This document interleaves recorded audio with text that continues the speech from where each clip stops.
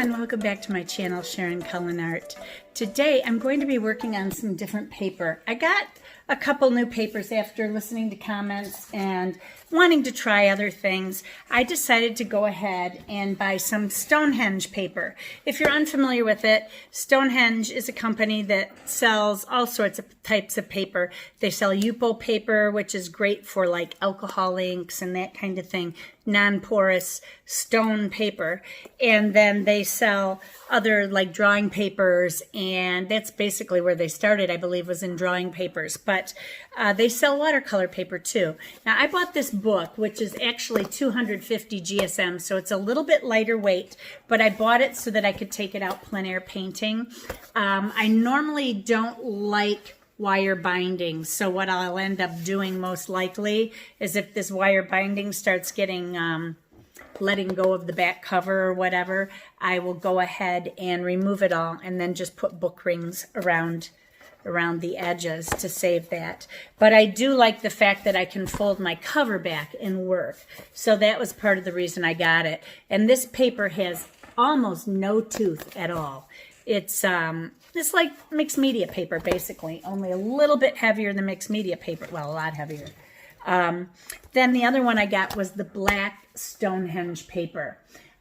This is Legion paper, and this is a watercolor paper. It is 300 GSM, 140 pound, and their watercolor papers are 100% cotton.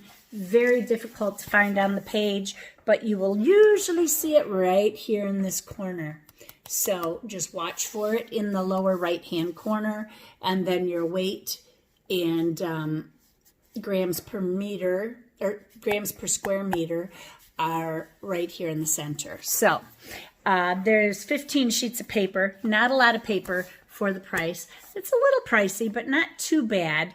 You know, I was talking to somebody else who was saying, you know, that Arches paper is so expensive, but if you look quite often, Arches paper, their blocks always hold 20 sheets until you get to like their 18 by 24s, I think, and then it drops to 10. But otherwise, I'm pretty sure they all sell 20 sheets. Maybe 12 by 16 is 15 sheets. I'm not sure. When you start getting bigger in the sheets, then the prices or the amount of paper you get will be a little bit lower. But what I wanted to say was the blocks are more expensive, yes, but you also get five more sheets or 8 more sheets. It's you either get 12 or 15 in a pad, but you'll get 20 in a block. So you're going to be paying a little bit more for your paper being in a block, but you're getting more sheets of paper along with it. So this is 15 sheets. And I was just fooling around, playing with different inks and stuff and just screwing around. But what I'm going to do, I have these old paints called Twinkling somethings. I don't know. Some of you may be familiar with them. I've had them for about 8 years, 10 years, but I put them on old CDs, put the name of the paint underneath, and I just hot glued them down so that when I'm not using them, whoops, I can stack them up in my cupboard. But I've got all of my colors soaking because it takes a little while to get them going again, and I haven't used them in about 8 years. I'm going to go ahead and do a bird. I'll be doing a kingfisher today. So I'll do that on the black paper. Let's go ahead and get started and see how it turns out. So this is what a kingfisher looks like. That's the photo I'm using for reference. And I went ahead and drew my bird already on my paper.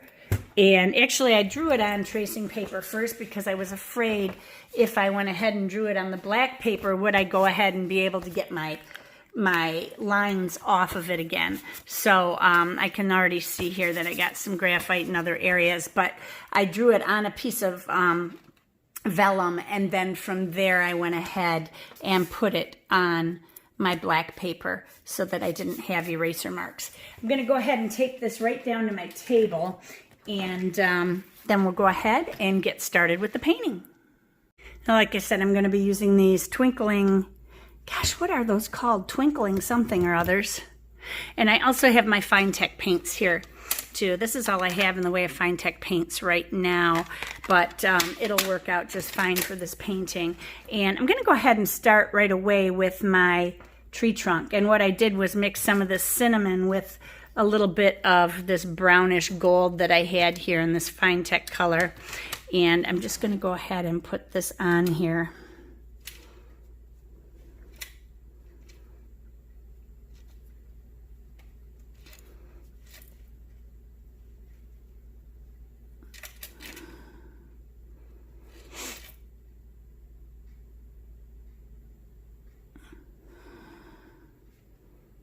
Forgot to draw in where this stops. It goes up under his fur. There's his other foot right there. So I'm just going to go ahead and bring it like this. Oops. It doesn't have to be perfectly round, but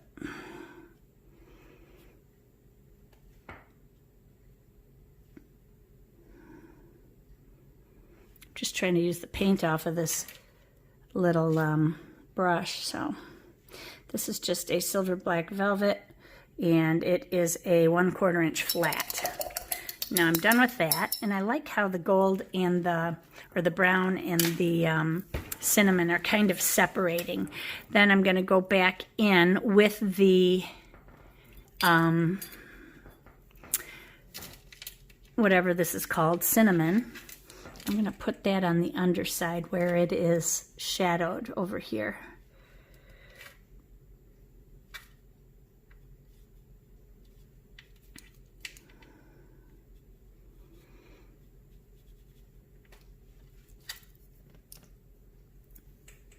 Okay.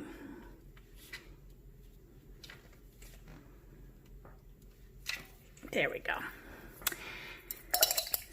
And now I'll go ahead with the light color on the chest. There is some light up by the blue feathers. It gets really almost a buff color. So I'm just going to go ahead and put that buff color on here.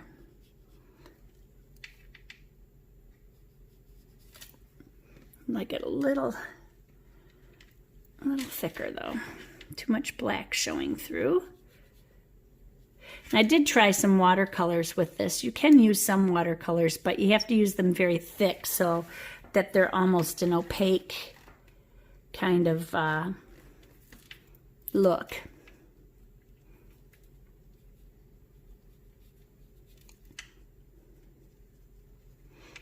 Kind of dry brushing here a little bit.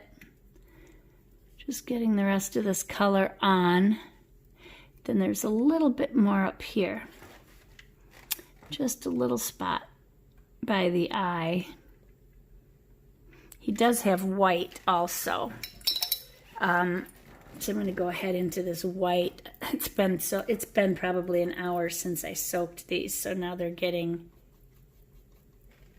dry again. I'm sorry if I bumped my camera. My chair sometimes bumps the table that my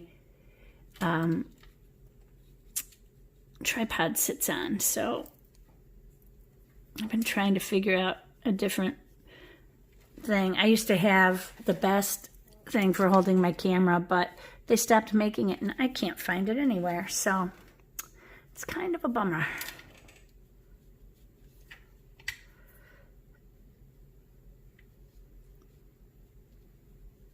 Okay, I'll probably have to go over those again, just like I'll have to go over these toes with the white, but I do want to remember that there is white there on the edges. There. And now he's got a gray beak. So to do the gray, I'm probably going to have to mix a few colors here. Let me grab some blue. And, oh, it's actually coming out. This blue is kind of a silver color. So let's see, what else can I add to it to darken it?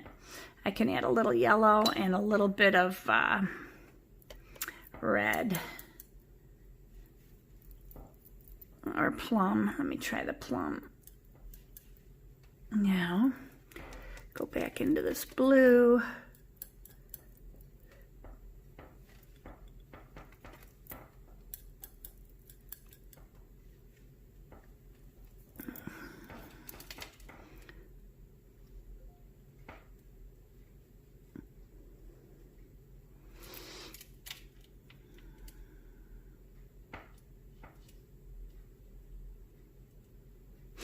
Now these these glittery colors or pearlescent colors are all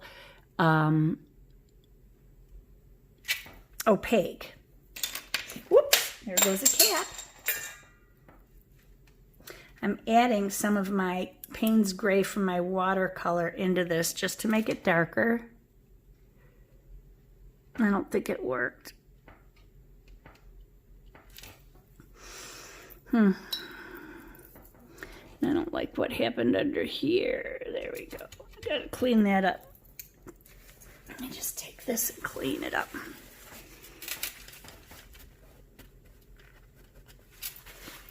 Straighten it out a little bit.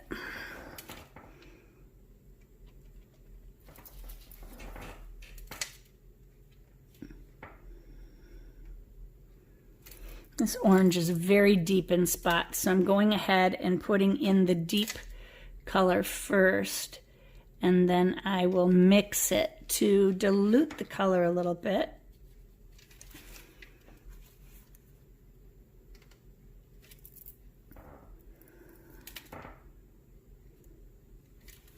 These paints are kind of fun to paint with. I almost bought the Paul Rubens set. I've heard good things about it, so I was going to try their metallic paints, but have not splurged.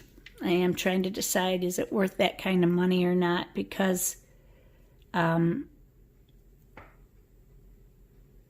like $42 or something like that. So I think, will I use them enough to justify it? I don't know. Now the wispy feathers I'm going to put on last. So right now I'm just getting the base color down. And then after that I will go ahead and start putting in other colors.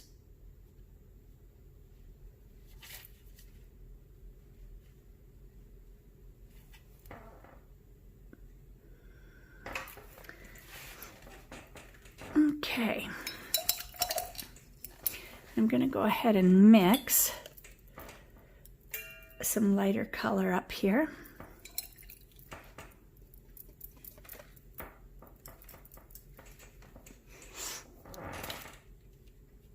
I just used some yellow and mixed that in with it.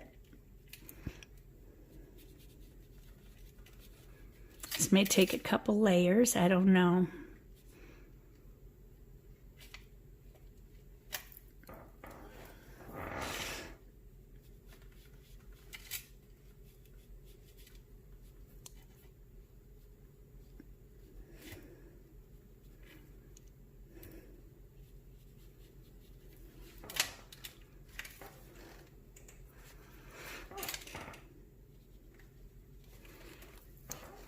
Now the blue is going to get harder to match, but what I want to do is I'm going to take some of my dark blue here and put that on my palette. I'm trying to, oops, it just mixed in with my other color here. I don't want to do that. There we go. Use some of this dark blue, and then I also want to use some of this lighter, maybe a greener blue.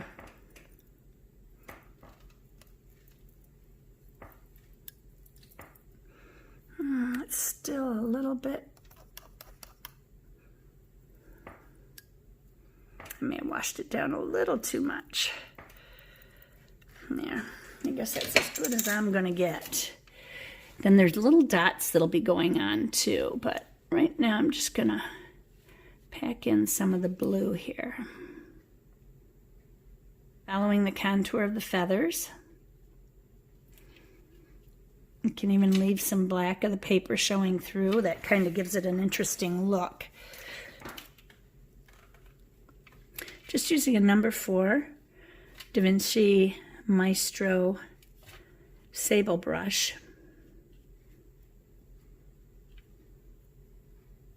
I think I got a little too much blue there, but that's okay. I can go over it.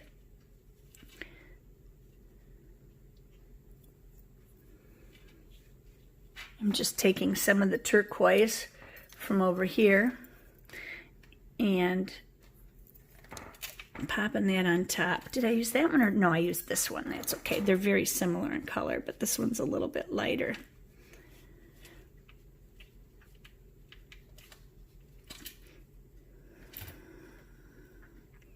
And then I'm just going to go ahead and let that dry for a bit.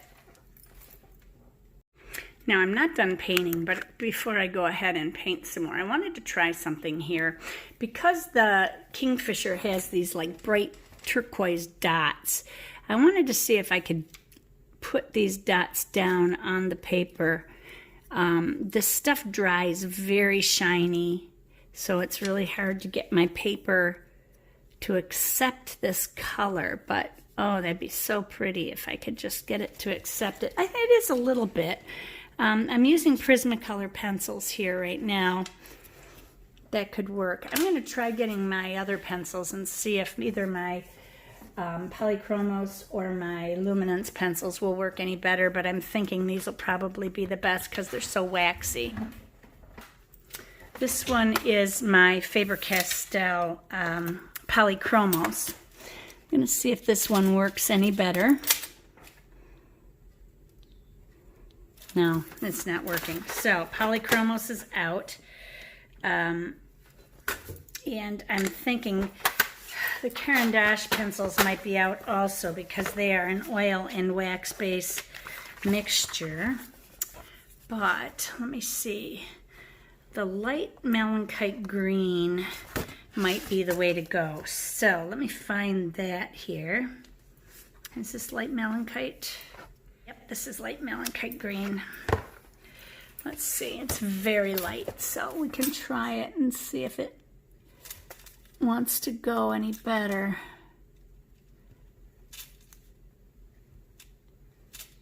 It actually might work a little bit better. I want to see if they're going to stay though. The Prismacolor wants to stay on, but I'm wondering if these just want to erase right off the top. So let me go ahead and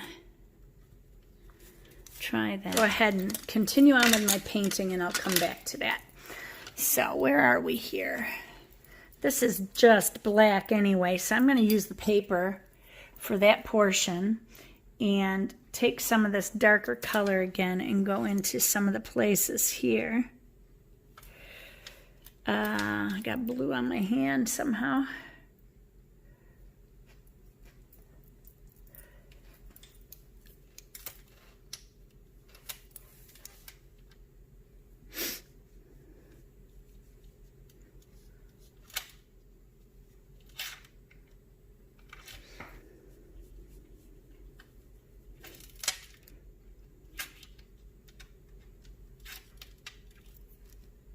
Here it is. That's the one I wanted. This is my Da Vinci Cosmo top. It's a 3/0, and I really like this brush. This is one of my favorite liners. Low. And just streak that in here and there to brighten them up.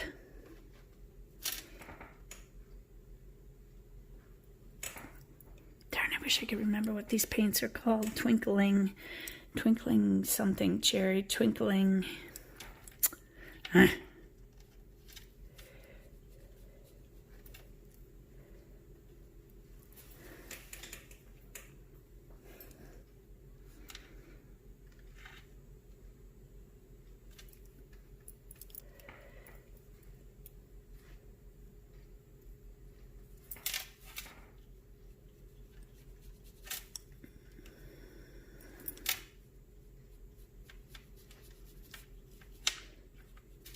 I don't want any black showing on the chest because the breast of the bird is very brightly colored. I want this to kind of blend. So I'm going to use my mixed color in between.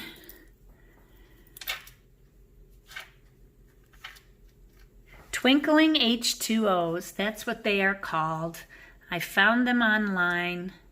Shimmering paints. They're called Twinkling H2O 6-packs is what they come in, and I bought all 3 6-packs. So they're called Twinkling H2Os if you're interested. They do last a long time, and they are not so much glitter as they are pearlescent. Whereas fine tech, like their golds, well, those are pearlescent too. Some paints are glitter paints and some are pearlescent paints. They call these pearlesque. Now, Paul Rubens, I believe, are also, his are glitter. Yes, his are called glitter paints, so they may look a little bit different.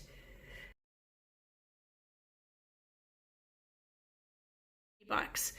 Oh, you can get different sets. What is that? Oh, that must be watercolors. That's also watercolors. The only thing I don't like about these is they're half pans again. So now I was just thinking another option I can use instead of this pencil would be glitter pens. I have those too. So let me check those out. Now they're not going to be, they will not be light fast, but then again, I don't know what these twinkling water H2Os are, if they're light fast or not. Now, my other concern with this, aside from light fastness, is will it stick? This is the full set of Jelly Roll pens, and I need to find something here that would be the right color. Probably metallic green 529. Green 529 must be this one. Yep. I really should laminate this one of these days. I haven't done it. But I don't want to ruin this chart either because it's really helpful to have. I've got all of my pens put away by the type of Jelly Roll they are. They're metallic fine point, metallic, medium classic, moonlight stardust, and silver shadow and gold shadow. So let's see what happens here with this. First, let me try it on a piece of paper. Oh yeah, that looks good, but will it stick? I don't know if they're going to dry on there or not.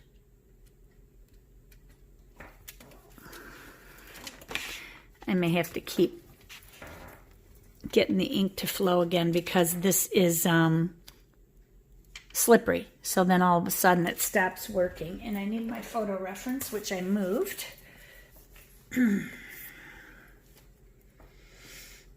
Okay. Put that back there. Along here. Dots.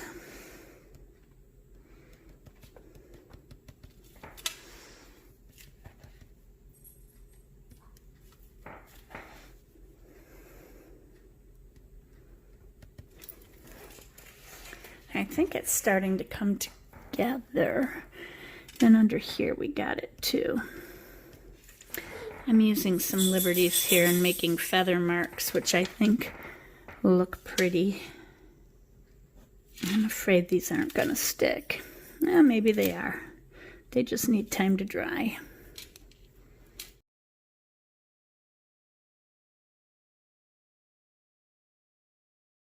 I'm about done here with my painting, so I'm going to go ahead and just take some gold paint and splash it around a little bit and just have some fun with it, because I've got a little mark here that I can't seem to get rid of. It's bugging me. So I'm just going to splash some gold around.